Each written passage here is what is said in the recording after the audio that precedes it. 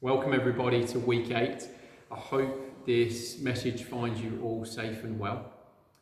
Well, I know that through the lockdown period and working from home, I've encouraged all of you from the beginning, and so have your teachers, to get into routines and to work hard at creating patterns to complete your work on time and in a way which fits in with home life. Well, I want you to keep doing that and to keep working hard. But at the same time, I want us all to remember that sometimes in focusing on the same routine and patterns only, we can miss new opportunities and experiences that lie around us.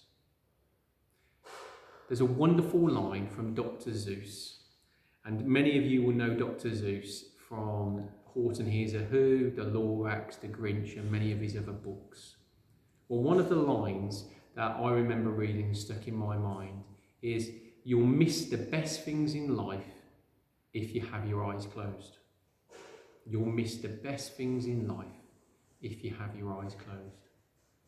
Well, I interpret that as meaning that sometimes we can be so busy going through life in the routines that we have that we miss the things that are around us, which are there to experience and help us flourish even more.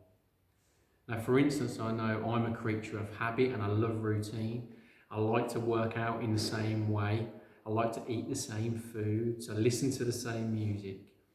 But I do know that occasionally when I throw a new recipe into the mix, or I try a different workout routine, or I maybe listen to a different style of music that I've never listened to before, my spirit and my heart can feel uplifted, and I feel in some way I've grown and become wiser, or maybe more knowledgeable, or just had a wonderful new experience. And so my challenge is for all of you this week, and as we keep moving through life, is yes, create good work patterns of how you work best and keep motivated, but always be aware of the wider perspective and to have your eyes wide open, to try new things, to have new conversations, and consider the thoughts and the ways that other people do things and how that might impact you if you tried it.